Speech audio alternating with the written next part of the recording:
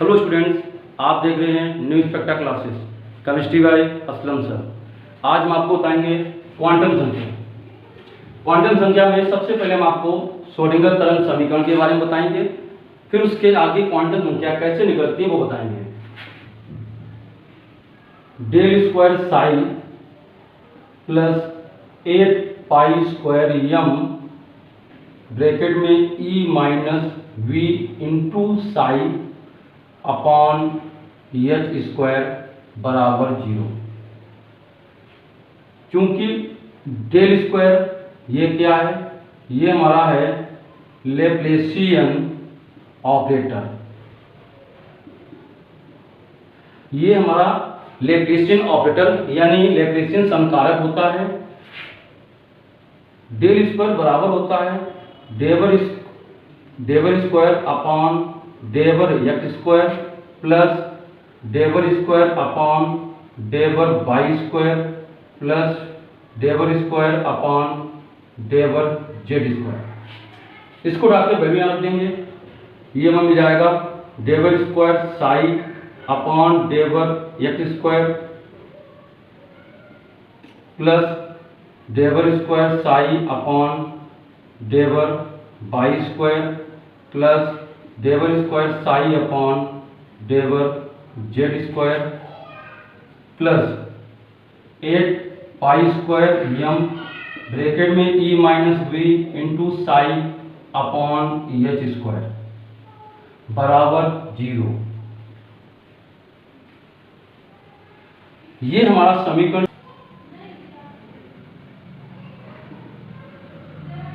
Schrodinger wave equation यानी इसे कहते हैं श्रोडिंगर तरंग समीकरण।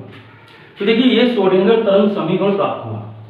तो यहाँ पर रहता क्या है, श्रोडिंगर तरंग समीकरण। इस समीकरण श्रोडिंगर तरंग समीकरण को सॉल्व करने पर यानी हल करने पर हमें 3 संख्याएं प्राप्त होती हैं, n, l और m। संख्या n ये होता है तरंग का आकार, संख्या l तरंग की आकृति, संख्या m तरंग का अभिविन्यास। तो देखिए ये हमारी जो है यानी क्वांटम संख्या इन्हीं को कहते हैं।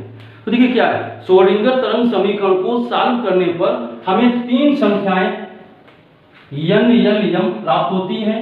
संख्या n तरंग का आकार, संख्या l तरंग की आकृति और संख्या m तरंग के अभिविन्यास को प्रदर्शित करता है, जिन्हें क्वांटम संख्याएं कहते हैं। इन 3 क्वांटम संख्याओं के अतिरिक्त एक चौथी क्वांटम संख्या भी होती है, जिसकी उत्पत्ति हम यांत्रिक के आधार पर नहीं बल्कि स्पेक्ट्रमी के आधार पर की जाती है, जिसे हम चक्रण क्वांटम संख्या कहते हैं। इसे स्मॉल एस अंक के द्वारा प्रदर्शित करते हैं। इसे हम कहते हैं चक्रण क्वांटम संख्या।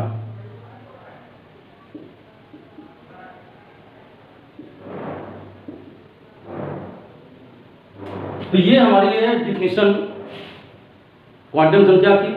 क्वांटम संख्या को हम ये भी कह सकते हैं दूसरे शब्दों में कि किसी परमाणु में इलेक्ट्रॉनों की सही स्थिति एवं ऊर्जा का निर्धारण करने के लिए जिन संख्याओं का प्रयोग किया जाता है उन्हें क्वांटम संख्या कहते हैं। चलिए इसको नोट कर लीजिए। नोट कर लिया।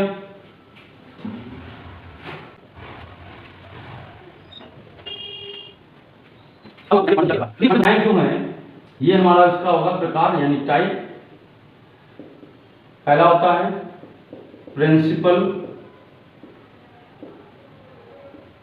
Quantum number. दूसरा हमारा होता है एजीमुथल क्वांटम नंबर। तीसरा हमारा होता है मैग्नेटिक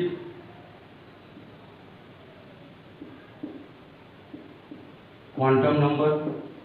और चौथा हमारा होता है स्पिन क्वांटम नंबर। यानी प्रिंसिपल क्वांटम नंबर, इसे हम कहते हैं मुख्य क्वांटम संख्या। एजीमुथल क्वांटम नंबर यानी द्विवंशीय क्वांटम संख्या, और तीसरा है चुंबकीय क्वांटम संख्या, इसे कहते हैं चक्रण क्वांटम संख्या। तो देखिए मुख्य क्वांटम संख्या जो है बोहर ने बताई, एजीमुथल क्वांटम संख्या के बारे में सोमरफेल्ड ने बताया, और मैग्नेटिक क्वांटम संख्या के बारे में, चक्रण क्वांटम संख्या के बारे में बताया था गोल्ड स्मिथ ने। तो ये हमारे क्वांटम संख्या के प्रकार हैं, जिसमें हम सबसे पहले आपको बताते हैं प्रिंसिपल क्वांटम नंबर। चलिए इसको आप नोट कर लीजिए, नोट कर लिया।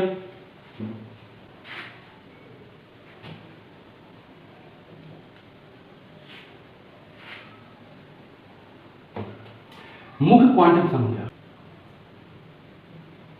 ये हमारा दिया नाभिक, और इलेक्ट्रॉन जो हमारे होते हैं वो नाभिक के चारों ओर घूमते रहते हैं, यानी चक्कर लगाते रहते हैं इस तरीके से।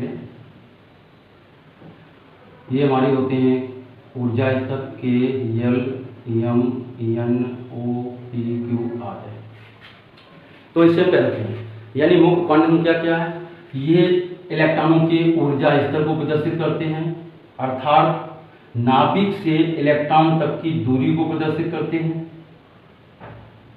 इसे हम स्मॉल एन संख्या द्वारा प्रदर्शित करते हैं। एन के मान 1 से अनंत तक हो सकते हैं, परंतु ज्ञात तत्वों में इनके मान 1 से 7 तक। इसमें हमारा जो है हमने याद कर दिया है ऊर्जा स्तर,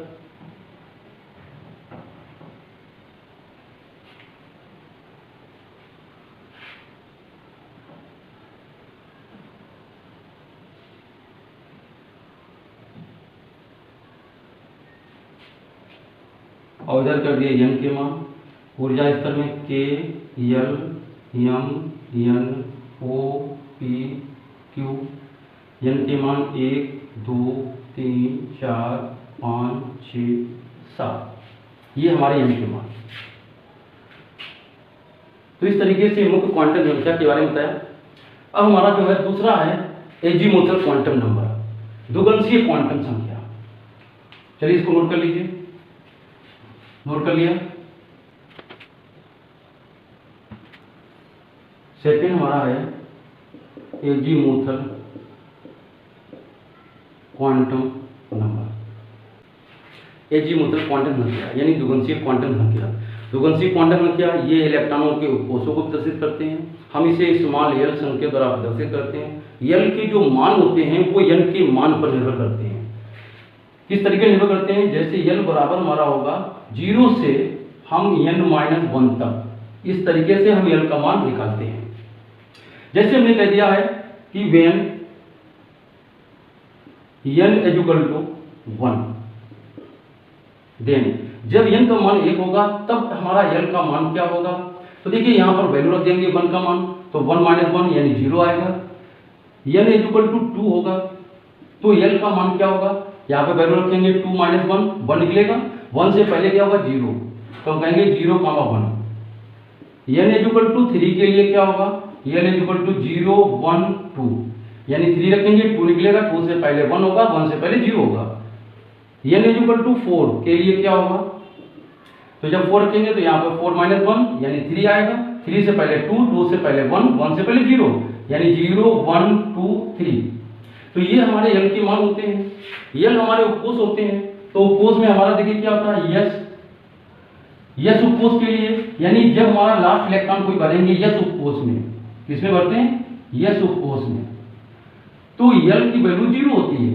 अगर हम p उपकोष में भरते हैं तो l की वैल्यू 1 होगी, और d उपकोष में भरेंगे तो l की वैल्यू 2 होगी। f उपकोष में भरने पर l की वैल्यू 3 होगी। ये हमारे उपकोष।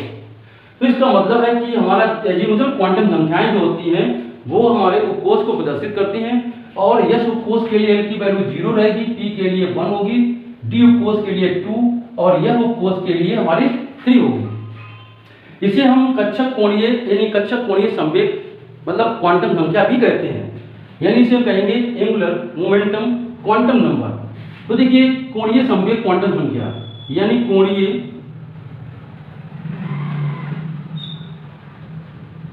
कक्षक कोणीय संवेग ये बराबर होता है हमारा h upon 2 pi under root L bracket में L प्लस 1। हम इस फार्मूले से कक्षक कोणीय संवेग ज्ञात कर सकते हैं। तो इस तरीके से कक्षक कोणीय संवेग हम ज्ञात कर सकते हैं।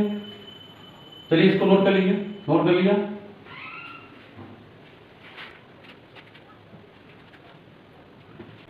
तीसरा हमारा होता है मैग्नेटिक क्वांटम नंबर यानी चुंबकीय क्वांटम संख्या। तो देखिए चुंबकीय क्वांटम संख्या क्या होते हैं? ये इलेक्ट्रॉनों के कक्षा तल अभिविन्यास का ज्ञान कराते हैं। इसे हम स्मॉल यम संकेत द्वारा प्रदर्शित करते हैं। यम के मान जो होते हैं वो हमारे यल के मानों पर निर्भर रहते हैं। तो यम के मान निकालते कैसे? यम के मान होगा -L से हम +L तक निकालेंगे। यम इक्वल टू होगा -L से +L तक। आप भी हम कह सकते हैं +L से -L इंक्लूड 0। यानी यम के मान जो होते हैं वो यल के मान पर डिपेंड करते हैं, निर्भर करते हैं, जो -L से +L तक या +L से -L तक रह सकते हैं। हमने ये कह दिया कि जैसे मान लीजिए यल की वैल्यू अगर 0 है तो यम की वैल्यू 0 होगी। अगर हमने यल की वैल्यू 1 रखी यानी यल सपोज के लिए यल की वैल्यू 0 तो यम की वैल्यू 0। यल सपोज के लिए जो 1 होगा यम की सपोज में आ जाएंगे, क्यू सपोज में, तब यम की वैल्यू हमारी होगी -1 0 +1।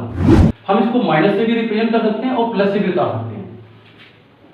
यल इक्वल टू 2 होगी तो यम इक्वल टू क्या होगा -2। देखिए हम यहाँ पर वैल्यू रखेंगे यल की 2 -2 होगा, माइनस के आगे बढ़ेंगे -1 मिलेगा, फिर इसके बाद में 0 होगा, 0 आगे +1 होगा, फिर +2 होगा। यल इक्वल टू 3 के लिए तो यम इक्वल टू -3 -2 -1 0 +1 +2 और +3। ये हमारे यम के मान होते हैं। इस तरीके से हम यम के मान ज्ञात कर लेते हैं। स्पिन क्वांटम नंबर चक्रण क्वांटम संख्या। तो देखिए चक्रण क्वांटम संख्या क्या होती है? यानी इलेक्ट्रॉन नाभिक के चारों ओर घूमते रहते हैं, चक्कर लगाते रहते हैं, और ये इलेक्ट्रॉन अपनी अक्ष पर लट्टों की भांति भी घूमते रहते हैं। जिस इलेक्ट्रॉन का चक्रण क्लॉकवाइज होता है उसे हम +1/2 और जिस इलेक्ट्रॉन का चक्रण एंटी क्लॉकवाइज होता है उसे -1/2 संकेत द्वारा प्रदर्शित करते हैं। जैसे मान लीजिए हमने कह दिया यस उपकोष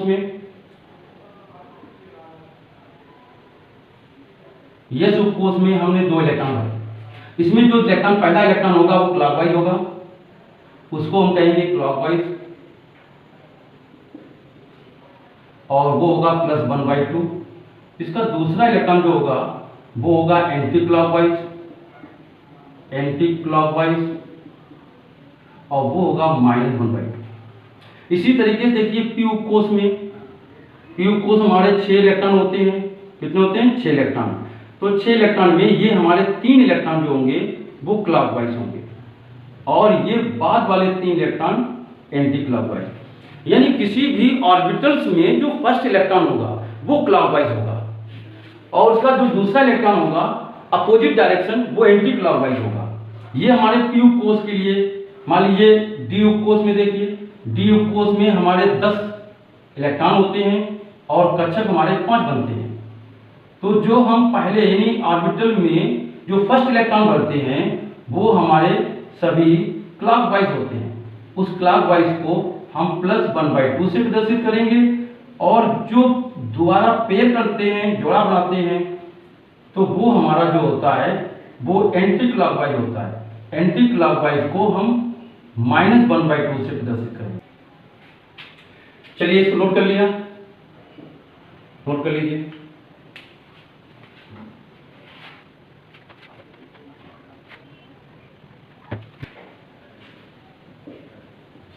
चक्रण कोणीय संवेग। चक्रण कोणीय संवेग बराबर होता है h/2 2 pi under root S bracket में यस प्लस 1। यहाँ पर यस चक्रण क्वांटम संख्या है, हम इस फार्मूले से चक्रण कोणीय संवेग ज्ञात कर लेते हैं। इसमें हम आपको थोड़ा एग्जाम्पल बताते हैं। तो देखिए एग्जाम्पल संबंधित क्या है, ये चीज आप ध्यान देंगे। जैसे कह दिया हमने बेरिलियम का परमाणु क्रमांक 4 है और इसके अंतिम इलेक्ट्रॉनों की चारों क्वांटम संख्याएं ज्ञात करनी है। इसका इलेक्ट्रॉनिक विन्यास बनाएंगे 1s2 2s2। अब इसमें क्वांटम संख्या निकालना है, तो क्वांटम संख्या के बारे में सबसे सिंपल बात आप ध्यान रखेंगे, हमारे सबसे कोस क्या मिलता है, कोस यानी इसे हम कहेंगे सेल्फ। कोस के अंदर आपको मिलेंगे उपकोष, उपकोष में यानी सबसेल। उपकोष के अंदर आपको मिलेंगे कक्षक यानी ऑर्बिटल, और ऑर्बिटल यानी कक्षक ऑर्बिटल्स में हमारे इलेक्ट्रॉन भरे जाते हैं। तो देखिए ये चीज हमारे यहाँ क्या, ये हमारा जो है इससे निकालेंगे n, इससे निकालेंगे l और इससे निकालेंगे हम m, कक्षक से निकालते हैं m। और उसके अंदर जो इलेक्ट्रॉन होंगे, इलेक्ट्रॉन में हमारा क्या होगा यस का दो ही चीजें ध्यान रखना है कि इस ऑर्बिटल्स में कोई भी ऑर्बिटल, किसी ऑर्बिटल्स में फर्स्ट इलेक्ट्रॉन होगा वो प्लस का होगा और सेकंड इलेक्ट्रॉन होगा वो माइनस, यानी फर्स्ट क्लॉकवाइज और सेकंड एंटी क्लॉकवाइज होता है। तो इस तरीके से ये बिल्कुल ठीक उसी तरीके से जैसे कोई भी डॉग आपके घर पे भेजा है तो भेजने के लिए क्या एड्रेस लिखेगा, सबसे पहले जैसे मान लीजिए कोई भी स्टेट है, पहले वो डिस्ट्रिक्ट नाम लिखेगा, डिस्ट्रिक्ट के बाद में फिर वो तहसील पे आएगा, तहसील के बाद में गांव या टाउन का नाम लिखता है और उस व्यक्ति का नाम। इस तरीके से एक एड्रेस है, बिल्कुल ठीक इसी तरीके से पहले कोष मतलब डिस्ट्रिक्ट, फिर उपकोष मतलब तहसील, फिर इसके मतलब ऑर्बिटल्स मतलब तहसील के बाद में हमारा टाउन या विलेज, और उसमें इलेक्ट्रॉन जो भरते हैं वो हमारा पर्सन यानी कैंडिडेट का नाम हो गया। तो इस तरीके से हम ये निकालते हैं। अब इसमें हम आते हैं, तो देखिए यल की वैल्यू जो हमने आपको बताई, अब थोड़ा सा संकेत करते हैं। जैसे मान लीजिए कोई एग्जाम्पल लेते हैं 2p5, तो इससे पहले जो संख्या होती है वो n होती है, यानी उपकोष से पहले संख्या क्या होगी n होगी, और ये हमारे होते हैं उपकोष, वो होते हैं यल की वैल्यू होते हैं 0 1 2 3, उपकोष हमारे होते हैं s p d f, तो ये 4 उपकोष हो गए। m की वैल्यू निकालते हैं, अभी हमने आपको बताया m की वैल्यू निकालते हैं, तो m की वैल्यू किस तरीके निकालते हैं ध्यान रखेंगे, -l से +l इंक्लूड 0, अथवा हम कह सकते हैं +l से -l इंक्लूड 0, इस तरीके निकालते हैं। अब देखिए यहाँ पर क्या फोर्थ इलेक्ट्रॉन, यानी फोर्थ इलेक्ट्रॉन जो है हमारा किसमें आ रहा है 2s2 में। इसके लिए n हमारा उपकोष से पहले यानी 2 हो गया, ये उपकोष है, उपकोष s ऑर्बिटल में भरा हुआ इलेक्ट्रॉन है, s ऑर्बिटल के लिए l की वैल्यू क्या होगी यानी 0 होगी, और हमने आपको बताया भी था l की वैल्यू 0 होगी तो m की वैल्यू 0 होगी। अब हम आते हैं यस हमारा चक्रण क्वांटम संख्या है, तो यस उपकोष में जब हम इलेक्ट्रॉन भरेंगे 2 इलेक्ट्रॉन इसमें, तो देखिए इससे पहले 2 इलेक्ट्रॉन भर दिए, तीसरा इलेक्ट्रॉन हमारा क्लॉकवाइज होगा और चौथा इलेक्ट्रॉन जो होगा वो एंटी क्लॉकवाइज यानी माइनस के लिए, तो इसके लिए हो गया -1/2। दूसरा एग्जांपल देख लीजिए, जैसे मान लीजिए हमने लिया ऑक्सीजन का इलेक्ट्रॉनिक विन्यास 1s2 2s2 2p4। अब हमें ऑक्सीजन का हमने इलेक्ट्रॉनिक विन्यास बनाया, इलेक्ट्रॉनिक विन्यास बनाने के बाद में क्वेश्चन को अलग अलग तरीके से पूछा जाता है कि ऑक्सीजन परमाणु का इलेक्ट्रॉनिक विन्यास बनाइए, और बनाने के बाद में हम इसमें क्या करते हैं लास्ट इलेक्ट्रॉन क्या क्वांटम संख्या निकालना है। तो देखिए लास्ट इलेक्ट्रॉन हमारा क्या होगा 8वां इलेक्ट्रॉन, तो देखिए 2 2 4 और 4 इसमें, यानी लास्ट इलेक्ट्रॉन 2p4 में होगा। तो देखिए 8वें इलेक्ट्रॉन की क्वांटम संख्या क्या होगी, उपकोष पहले क्या है n, तो n की वैल्यू 2, उपकोष हमारा क्या है l, p के लिए देखिए p उपकोष के लिए हमें क्या कहा 1 बताया, तो यहाँ पर हमारा 1 होगा। अब हम निकालते हैं m, तो m निकालने के लिए क्या हमने आपको बताया m कैसे निकालते हैं, m बराबर होगा -l यानी -1, फिर हमारा इंक्लूड 0 यानी 0 होगा, फिर हमारा होगा +1। हमने इस तरीके से ऑर्बिटल बना दिए, और ये p उपकोष में 3 हमने ऑर्बिटल बना दिए। इन 3 ऑर्बिटल्स में इलेक्ट्रॉन भरेंगे, तो देखिए क्या होगा, यहाँ पर 4 इलेक्ट्रॉन है, फर्स्ट सेकेंड थर्ड और फोर्थ इलेक्ट्रॉन किसके लिए आ रहा है -1 के लिए, -1 हो जाएगा। यस ऑर्बिटल्स में ये हमारा देखिए क्या है एंटी क्लॉकवाइज है, तो यस के लिए हो गया -1/2, -1/2। इस तरीके से हम क्वांटम संख्या निकालते हैं। अब देखिए जैसे हमने आपसे कह दिया, चलिए इसको नोट कर लीजिए, नोट कर लिया।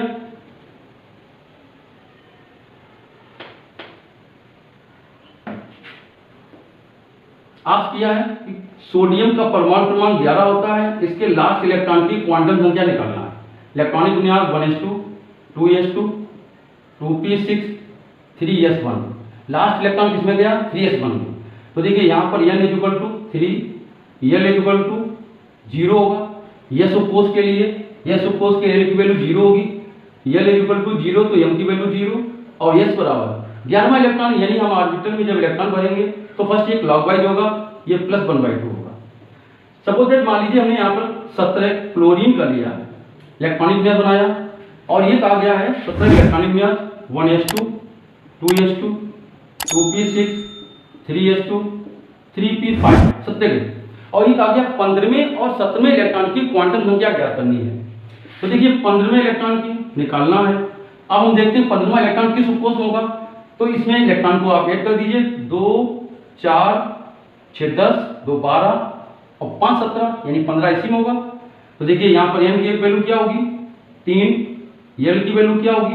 1, p उपकोष के लिए 1 होगी और p उपकोष में है तो हम कैसे निकालेंगे? -l,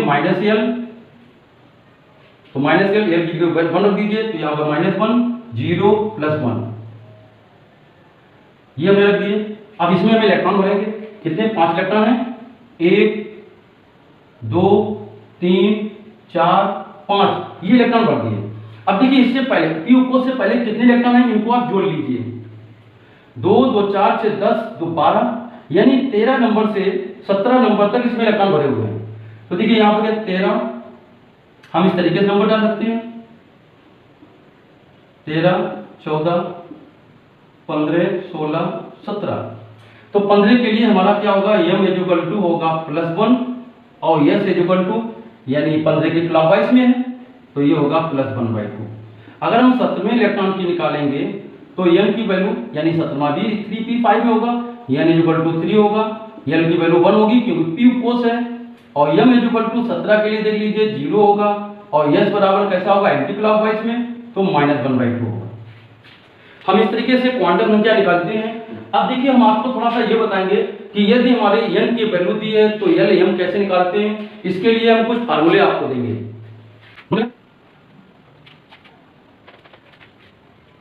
यहाँ हो जाता है कि यदि n = 2 है तो l, m और s के मान ज्ञात करो।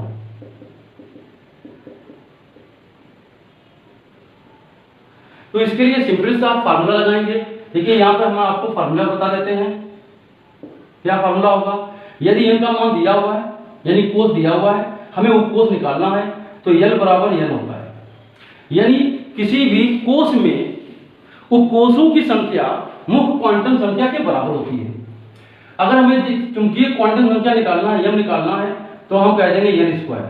यानी किसी कोष में चुंबकीय क्वांटम संख्या यानी कक्षकों की संख्या हमारे मुख्य क्वांटम संख्या के वर्ग के बराबर होगी।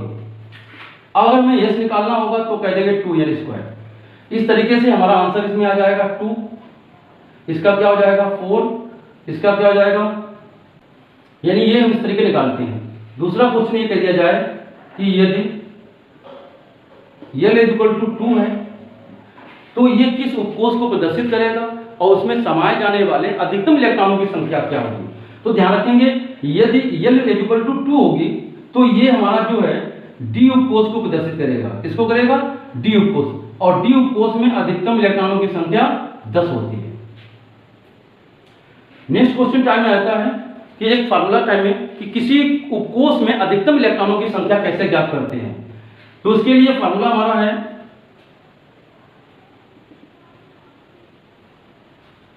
किसी भी उपकोष में अधिकतम इलेक्ट्रॉनों की संख्या ज्ञात करने का फार्मूला होता है 2(2l+1।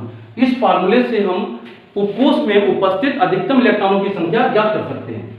फॉर एग्जांपल जैसे हमने आपसे कह दिया यस उपकोष, यस उपकोष में हमारे कितने इलेक्ट्रॉन भरे जाते हैं? 2 इलेक्ट्रॉन। प्रूफ कीजिए, सिद्ध कीजिए। तो आप इस फार्मूले को लगा दीजिए। देखिए यस उपकोष के लिए L की वैल्यू 0 होगी, अभी आपने पढ़ा।